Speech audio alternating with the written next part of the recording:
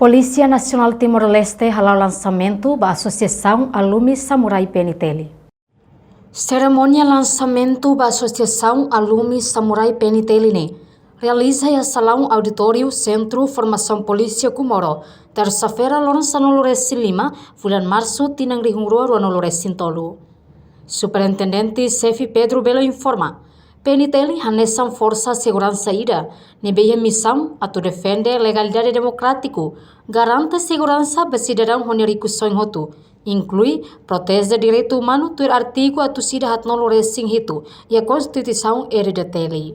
Polícia Nacional Timor-Leste hanesan força segurança ida, nebeia missão atu defende legalidade democrático, garante segurança ba cidadão honorico sonhotu ou não protege direitos humanos na B, a turma e a Constituição RDTL e a artigo 147.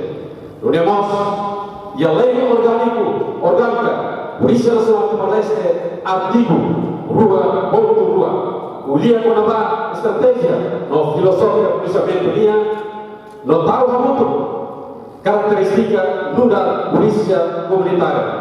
Além de temos lei orgânico PNTL, artigo 2.2, colhia com a estratégia filosofia policiamento, notau hamotu característica nudar polícia comunitária.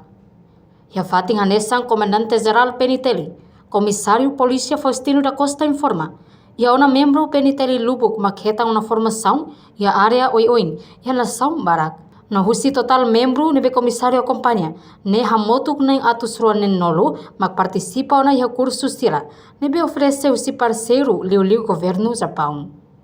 Enquanto a Associação Samurai PNTL estabelece a intenção atu apreciar no apoio povo, no governo Japão oferece para PNTL, inclui mos bele hameti